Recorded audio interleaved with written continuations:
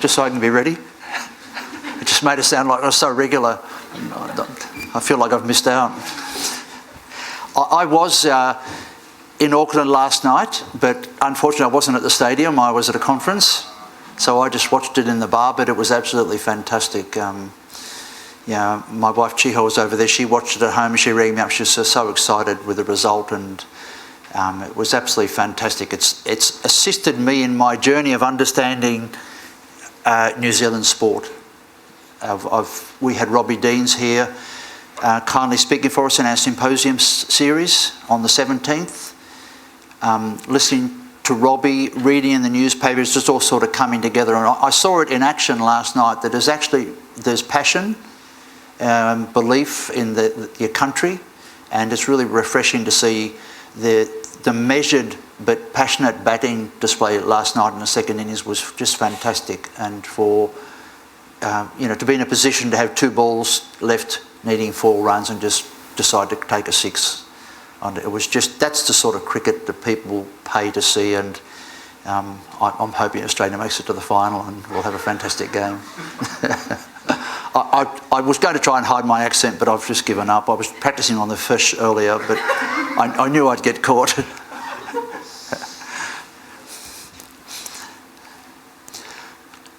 All right, so like I just said, sport's a massive part of New Zealand culture, and particularly in Canterbury. And our Vice-Chancellor, in announcing our sponsorship with the Crusaders and the Tactics, was talking about it being in the DNA of Canterbury, and it is.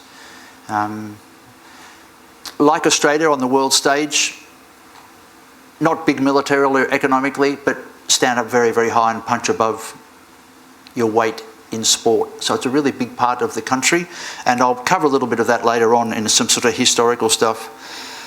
Most of us, you're here because you're interested in sport, and so we believe that there are great lessons to be learnt through playing sport, and particularly with young people. And I have a daughter who's in first year, she's 17, and I've just seen her learning through sport all her life, and most of it's just been fantastic. And the belief that participation in sport gives life lessons and prepares you for life in many ways. It's also good for our well-being. We're in times now when governments all around the world are really worried about obesity and other lifestyle diseases, and have identified physical activity as one of the vehicles for maybe beginning to address those problems. But of course, sport's far more than just physical activity. It's a whole culture, it's a way of living, and there's a whole lot more meaning involved in it than just moving and being active. For those talented few that can make coaching careers, that's available in New Zealand. For post-playing career opportunities, if you're playing at a high level in a big sport, that also will help you develop a career after your sporting career. But what about the rest of us? What could we get out of sport that's going to help us find a career? Can learning to coach get us a good career outside sport? I have about 45 minutes to answer that, and I'll start now.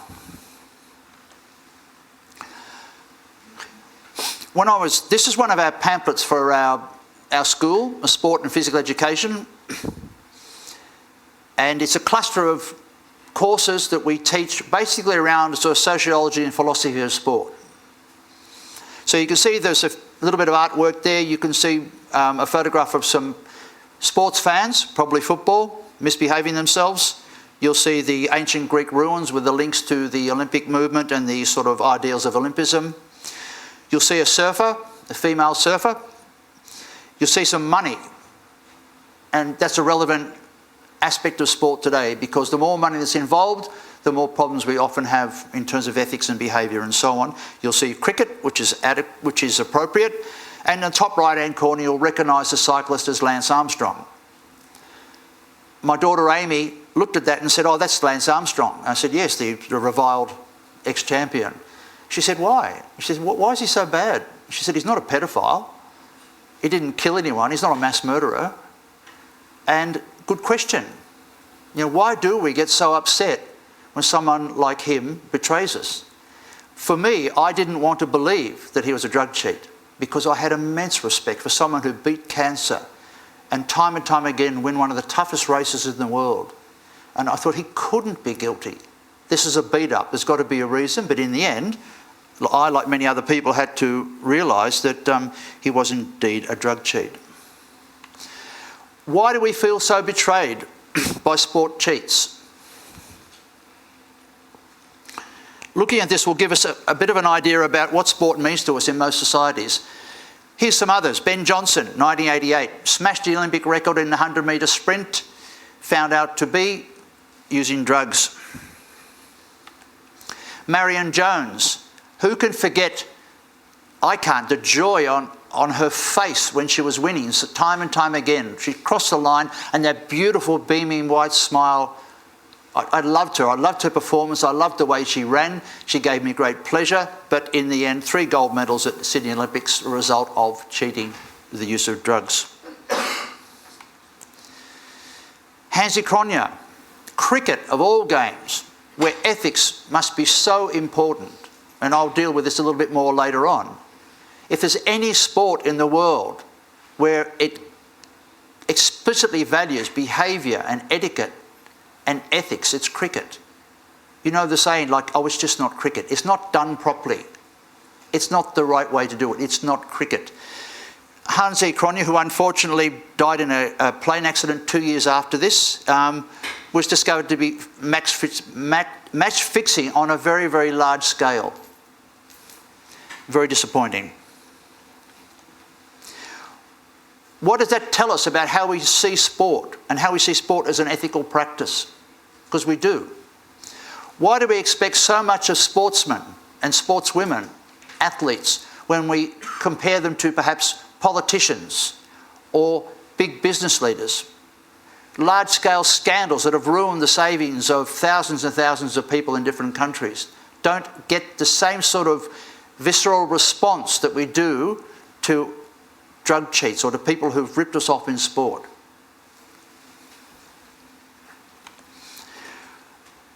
Let me have a look at some of the sort of beliefs we have on sport and moral learning, because that underpins the practice of sport in most societies and has for a long time. We believe that sport teaches life lessons, that sport builds character. It is a justification for school and youth sport.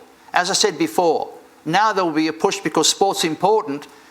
We've got to stop kids getting fat, or we've got to stop people having cardiac problems when they're too early in life. That's sport from a health benefit.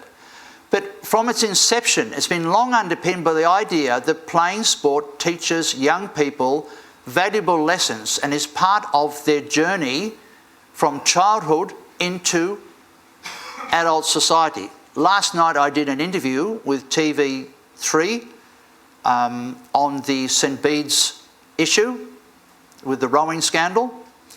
Unfortunately, I guess I didn't look good enough because they didn't play it. My colleague from law, he got a quick soundbite.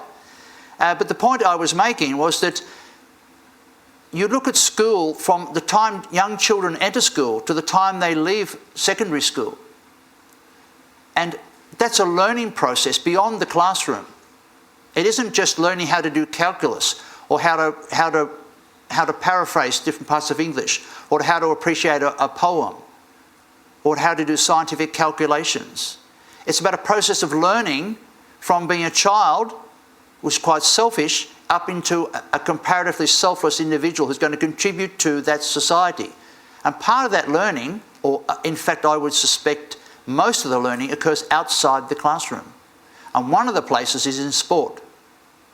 If there's any place where you can learn about morals and attitudes and values, it's in sport, because you have naturally occurring situations that require moral decisions and give opportunities for young people to reflect on them and think about them. My point with the 2 boys that the courts allowed back into the rowing team were that they've actually deprived them of a great opportunity to learn a very valuable lesson, that if you want to be an idiot and jump on the conveyor belt and go back behind where you shouldn't be and where in some countries you might get shot, then you're not a team player. You're not thinking about the team. There are consequences for that action. You let your team down by not being able to row. The valuable lesson for them could have been that that's the consequences of my action. So just making the point there about how important sport is in learning, and particularly at school. Where does the idea come from? It comes from the 19th century schools of the rising middle classes. After the Industrial Revolution, you had massive social changes across all of Europe, particularly in England. You had the emergence of the middle class. Prior to that, there was no middle class. We're all middle class. But prior to that, you had the peasants working in the fields, and you had the people who owned the fields. There was no in between. So after the Industrial Revolution, you had a middle class, and they set about aspiring to be as close they could to the upper classes. The way they would do that is to educate their children, and particularly the boys. And so sport formed a massive part of that education, and in fact it got out of hand. And that's where we get the idea of a games ethic, that what you learn through playing sport is going to make you a valuable contributor to society.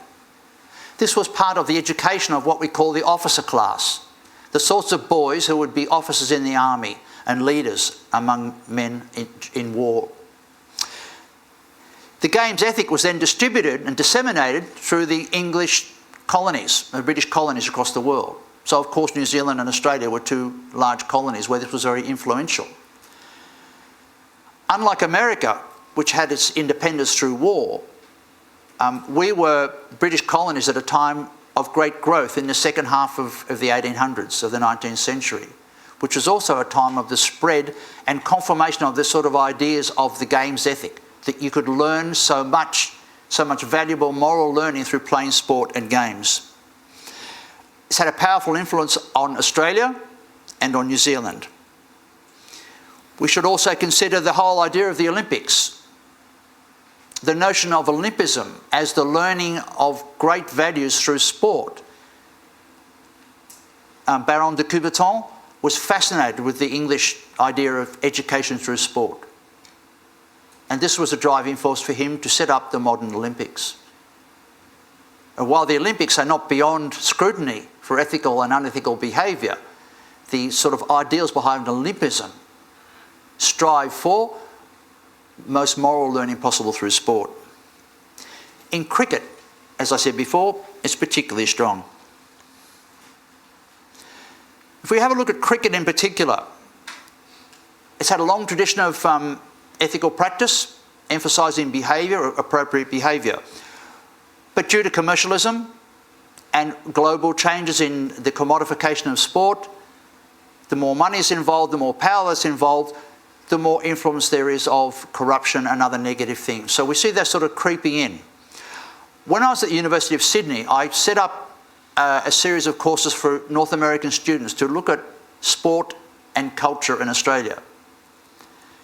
And we touched on these sorts of issues because American students, a lot of them came, their biggest aim was to understand cricket, and most of the time they left without having achieved that. But I often talked to them about cricket, and I talked about things like, in the press, a player, a batter who gets out, and they don't leave immediately, they linger at the crease, that actually makes the newspaper, and that's a point of criticism. Just how disgraceful, old boy, he's lingering at the crease. You should leave immediately. I think of someone like Alan Gilchrist, who grew up in a similar area to where I did in northern New South Wales. He was a great batsman, and lots of people were great batsmen. But I remember about him was that he would walk, even when the umpire said he wasn't out. And one of those occasions was in a World Cup. And his captain actually said, I don't encourage that, but it's his choice. He was given not out on an appeal for caught behind. So the umpire said, no, it's not out. So he put his bat under his arm and he walked off. He said, I was out. And I asked the American students, tell me, can you imagine that in baseball? And they just laugh. They can't imagine it.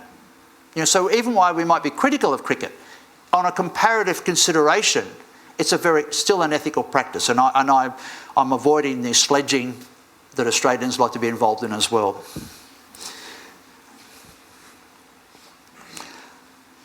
Here's an ethical issue in cricket. The Bodyline series in 1932 to 33 in Australia. Sir Donald Bradman was unbeatable. I think he's probably the greatest sports person ever. An average of 99.9, and particularly when he got out for a duck in his last innings and didn't want to play again, didn't fuss him too much. Fantastic achievement. No matter what you think of Australian cricket, you can't help but admire Don Bradman for his achievement. So the English, during this series, their tactics were to attack the body of Don Bradman and the other Australian batsmen. So they actually aimed the ball at their bodies to bring them down physically to win. This created uproar, and this was discussed in Parliament, in Australian Parliament and in the British Parliament. It was a big deal, massive. And I see you're smiling, you probably remember it perhaps, I'm not sure. But this was a big deal. And I'm going to get to something you probably thought I'd try to avoid. The 1981 underarm ball against New Zealand in Melbourne. Now don't boo me, but Greg Chappell's a friend of mine, and I have a lot of conversations with Greg, but I've actually never brought this up. He's kind of a scary character, even though I know him quite well. So in 1981, the third game in the series, one-day cricket in Melbourne, New Zealand had won 1, Australia had won 1. I think it was a six games in the series, and Greg Chappell thought it was very, very important to win this game no matter what. Last ball, and I guess there's probably nobody here that doesn't know the story, but I'll tell it anyway. So last ball, and New Zealand needs 6 runs to win.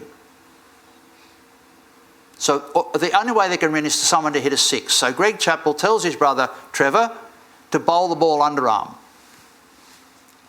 Then it was not against the laws. There was no law, because no one would have thought that someone would do that. So Trevor bowled the ball, and of course Australia won the game. I still feel a certain amount of shame. It wasn't my decision. They're just people from the same country as me. But why is that? You know, really, from a sort of a win at all costs perspective, that's what you do to win.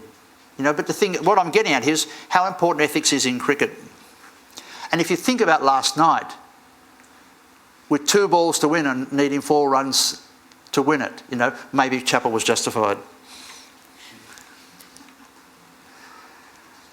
Does sport build character?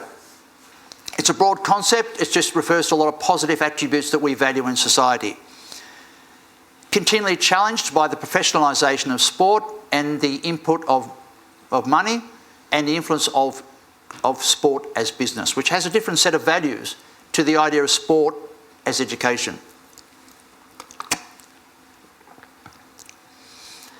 You have the win at all costs attitude versus playing the game well. So apparently Vince Lombardi did say when he said that winning is not the most important thing, it's the only thing.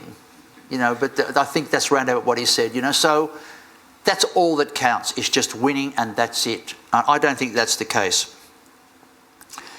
We also consider that the literature on sports coaching and a lot of the research I've done in a lot of different countries with children and up to elite level athletes as well, that positive lessons don't just naturally occur by playing sport. That kids can learn very bad lessons by playing sport. They can learn to cheat, they can learn to be little brats, they can learn to complain, to be poor losers, to be poor winners, and often parents and coaches can be involved in that as well. So just playing sport doesn't mean you're going to learn great lessons. But what is important is that someone ensures that happens. So the phrase is that this learning is not caught, it's taught. And the coach is one of the people who has most responsibility for that to happen. It's an ideal vehicle for learning life lessons. Like I said before, sports are engaging. It's play in one form. Young people enjoy it. It has meaning for them. But it brings up moral and decisions to be made that they can reflect on, and makes it a very valuable experience. When my daughter was at primary school in Sydney, the Prime Minister at the time decided that the Australians had to have good values. So on Friday morning, the school captain got up and read out the value for the week. And that was it. So I thought, well, how does that teach you good values? It clearly doesn't. Where they can learn good values is good teaching through sport. Let them play the game. So there's always going to be an incident where there's disagreement. Oh, that was a try. No, it wasn't a try. You forward passed it, or you did something else. You held him back. They're the opportunities for teachers and coaches to sit kids down and say, well, what's the right thing here? What's the right choice? What should we do? That's where you learn, based in sport, in real, meaningful situations. I do think faith in sport is justified because in many ways it's life intensified. In one short game, you can bring in so much emotional ups and downs. I mean, our lives really, in many ways, can be quite boring and quite flat. Oh, another day, another dollar, whatever. But with sport, the emotion highs, the ups and downs. You're scared, you're elated, you're excited, you're anxious, you're angry. You're the movement. It's just a rich experience, an ideal place for learning. What can sport develop? Setting and achieving goals, time management, commitment, discipline, selflessness. I'm reminded of the quarter-final against the West Indies, when Mike Hesson said that he was impressed with the selfless display of the New Zealand team, which is tied up to the next point about teamwork. We should learn teamwork. Not necessarily, if it's well coached, well structured, young people will learn real teamwork.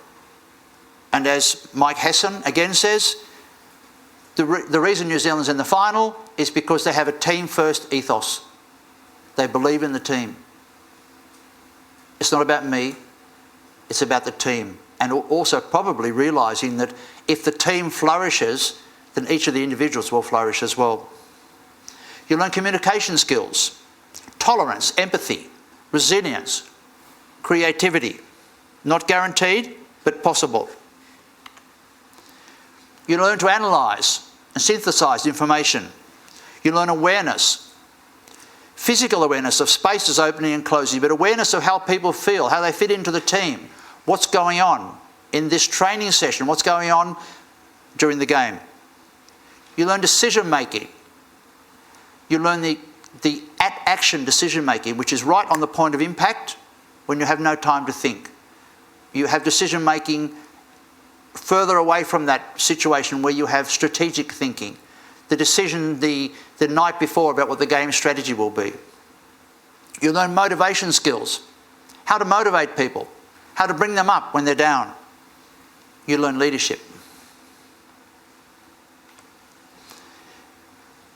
When Robbie Dean spoke, he talked about leadership as being a way of making the uncomfortable comfortable, as opposed to management, which is just maintaining the status quo. Just keep things going along without any problems. Whereas leadership is making decisions, solving problems, changing things, making things better. Coaches perform in highly competitive environments. They get the best out of individuals and they get the best out of a group. They have comprehensive understandings of athletes as people, not pawn pieces on a chessboard, but as living, breathing, feeling people. They're under most intense, constant scrutiny like no other job you can imagine. How many people here are professional coaches? Yeah? Okay, so you just think of John Kerwin with the Blues. You know, he must be under incredible pressure. You can be on top of the world, you lose a couple of games, your head can be on the guillotine. Constantly being assessed and evaluated. You need to be able to analyse and respond on the basis of a session to a season. You need sensitivity, awareness of athletes. You need to be able to care about people. And that's something else that Robbie Dean's pushed as well at his speech. You need the ability to identify and solve problems with what resources you've got. Team sports out of all sports, probably have the closest parallel with the workplace. Although if you're teaching individual sport and you're in a club situation, it's quite similar. You don't have to be in a team to have that sort of team culture. They very much replicate the workplace. They have much to teach businesses about running a workplace successfully. Successful coaching requires similar qualities at any level. So if you want to be a successful coach of the under 6-year-old local soccer team, or you want to be a coach of the All Blacks, to be a good coach at either one of those two levels, basically you need the same requirements. There's a history of business looking at sport for motivation. Businesses time and time again pull in a top athlete or a top coach and give us a few tips or tell us some funny stories about hard training and so on to elevate them. But I think there's more to be learned from that. I think now modern coaching is a far more complex, considered profession. It's not just getting out and yelling at people, my way or the highway. And I think as it builds, there's far more to be learned for businesses about coaching. The notion of business coaching. Success in business and organisational leadership and sport require very, very similar qualities. What's the coach's internal work with their team? So internal, I mean within the team, because you have the external is against the opposition. They make the team stronger than the sum of its parts. If you've got a rugby team, you've got 15 players, the team is not just the addition of all their qualities. A good coach gets more out of them than the sum of its parts. And you can see that in the way that teams can play and rise and fall as one. They take on a different identity. They're a phenomena, not just a sum of 15 people's abilities. They manage the best contribution players make toward the team as individuals, and again, for the team. They manage interpersonal relationships. They care for all in the team and encourage care among them. So they care about the players, but they also want the players to care about each other. They encourage a focus on the team above the individual. The individual and team gains are inseparable. So what I mean by that is an individual player may want to move his or her career forward, but they can't do it without the team. There's not much mileage out of being a star player in a losing team. You're better off being a reasonable player in a winning team. And that's a great deal of learning there for coaches and for players as well. They need to establish a supportive environment. Coaches have different ways of doing things, but in some way, to some extent, they have to support the players and the coaching staff around them. They have responsibility and accountability for all in the team and for themselves. And they foster a positive environment where people can flourish. Externally, what does a coach do?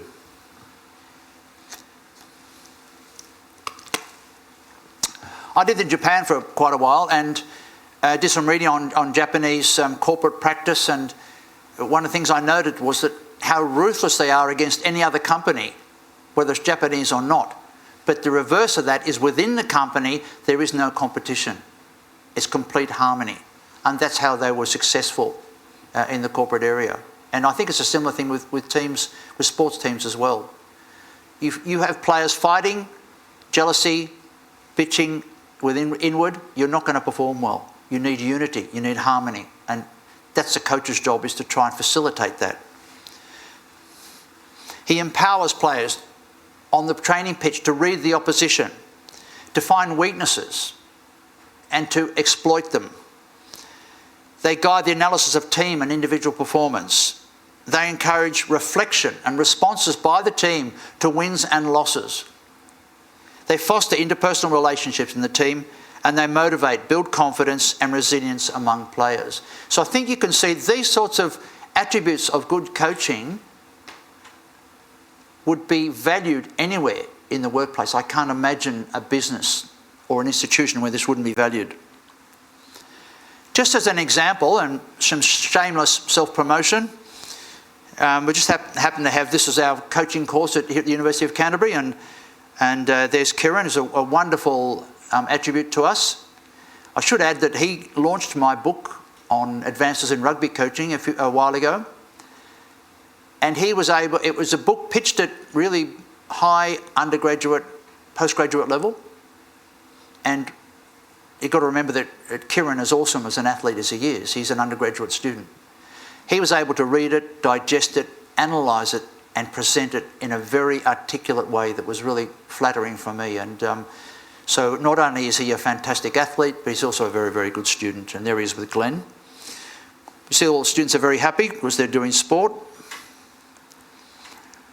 Why would you do a coaching degree? Because what we know about coaches is traditionally they've learnt on the job, like apprenticeship learning. They learnt by being coached, by moving into responsibilities like captains, co-captains, assistant coach, and then moving up into coaching. So it's like an apprenticeship style of learning traditionally. And through that, they do tend to replicate the way they were coached, which is obvious. Now, if that's adequate, then that's the best way to learn. But good coaches are inquisitive, they're curious, they're invariably intelligent, and they're inquiring. They want to know, they want to understand. They need to be ahead of the game. They need to be up with new ideas, new opportunities, because communication now is so thorough and so efficient that once a team's got an advantage, it won't be long before people pick it up and they adjust and so on. It is no place for reproductive practice. The same as teaching. If things were perfect in schools, we wouldn't need universities to be involved in teacher education. They aren't perfect. They can always be better. And with coaching, this is where the university's role comes in. Universities do research. So a university like this does high-level research. It's highly ranked and valued for its research. The research is aimed at making things better. So a university conducts research, disseminates the knowledge through conference presentations, publications, writing books, giving lectures like this and so on. And they use it. And so we use it in our teaching. A university is not about these guys do research and those guys teach. There's got to be the relationship between them. And so in our courses, we're moving toward research-led teaching. In other words, we do the research, we read the research, we understand it, and we teach it. We use it to keep our students at the cutting edge developments in a very exciting field. Sport coaching worldwide is going gangbusters. It's really a young field moving forward, and we're really picking it up and moving forward. And we want to be on the front foot with that. Research is central to change. If we just let coaches learn on the job, not much would change. They would change because they would be curious and read a few things. But be involved at a university level in a formal education course, you then bring in the research with the practice and we combine it. Students doing our courses here, among other subjects, and they're involved in maths, science, philosophy, sociology, psychology, learning theory, management, pedagogy, and so on. It's a very broad program. And it covers a very wide range of things, and it makes them a very roundly educated students. We're not just focusing on the specifics of the one sport. It's a broad foundational subject program. We want to produce up-to-date coaches who know what's going on, but once they leave us, how do we know they'll keep at the front edge of what's going on? Because we want them to learn how to learn. And I think that's a really important aspect of what we're doing here, is that we could never pretend that after 3 years with us that you will leave and you can handle whatever's coming. That's your first step. It's your first step forward, but you've got to know how to learn. And you shouldn't be coming back to Jenny or to Glenn or to me and saying, what do I do? You should be coming back to us and say, this is what I did. Oh, great, we'll go back and teach that. So we want our coaches who go out to learn how to learn. We've also been looking at things and promoting double degree options of sport, things like law and commerce in particular with coaching.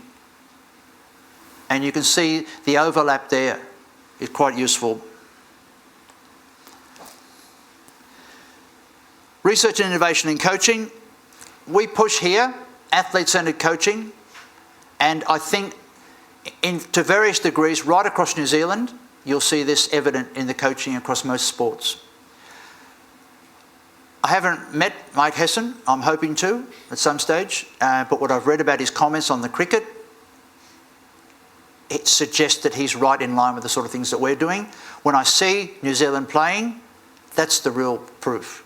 To see that open-hearted, honest play and fearless, and not afraid to make decisions and not unused to making decisions and adapting to different environments and different conditions. As Mike Hesson says, coaches are crucial to help cricketers reach their potential. That's not a mind-blowing statement on first look at it, but the word there for me is help. It's not about telling them.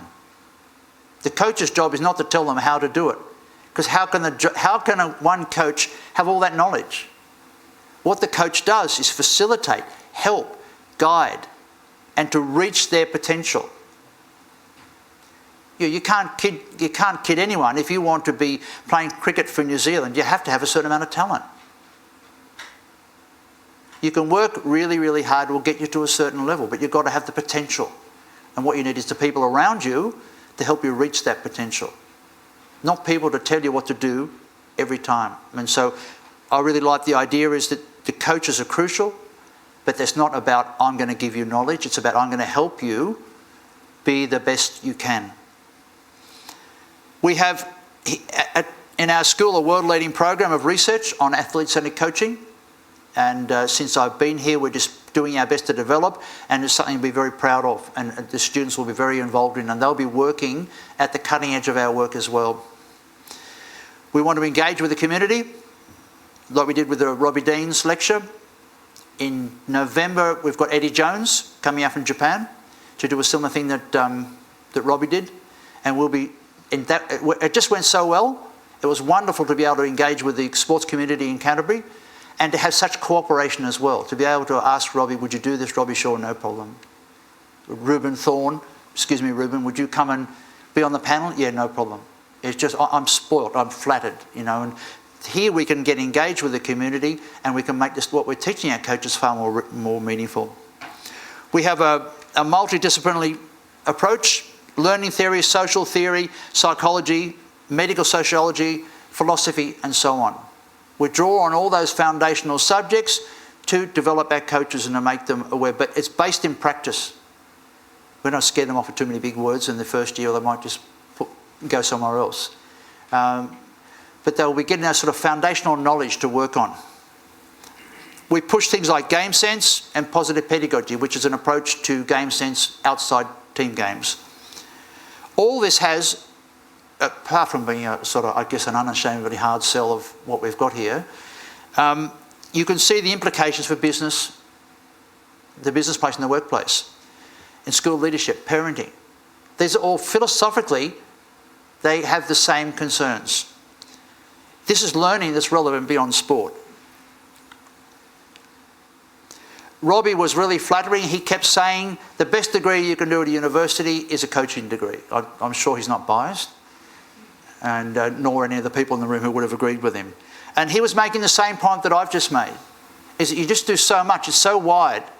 It's not just about how you get out and how you coach. Step 1, 2, 3, 4, 5. When you teach cricket, you warm up like this, you do that, and then you do that. All right, now when you teach rugby, you do this, you do this. It's not like that at all. We're empowering our coaches with knowledge to make their own decisions and to adapt. We don't want them to be reliant on us for the answers for 3 years, and certainly after the 3 years. Focusing on real-world application. The advantage in our field, we who do research, is that we can make a difference. We can do research on something that we can actually put our hands on. It's right there. We can go out. I did a session on Monday with some of the students here on game sense coaching for basketball. We can get out and show this is what it's like in practice. Whereas other disciplines don't have that advantage. But they're learning in a sport context. They'll be learning about management, they're learning about leadership, they'll be philosophy and so on. But the difference is they get the value added by being in sport as something that we believe quite rightly can teach us wonderful lessons. And they have passion. And we shouldn't underrate the passion. Passion alone won't get you far.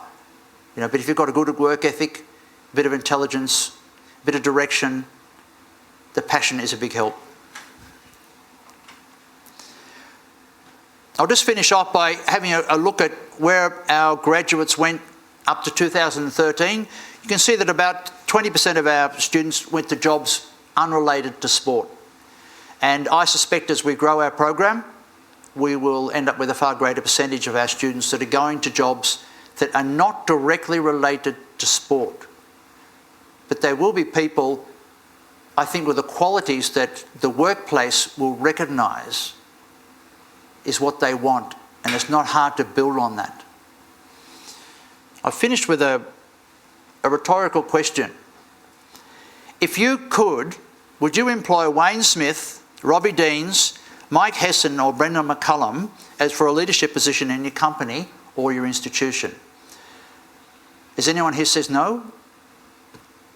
Absolutely not. They're just amazing people. But why? It's because their involvement in sport and their development of their incredible leadership capacities and ability through playing and learning through a career involved in sport. Okay, that's it for me. Thank you.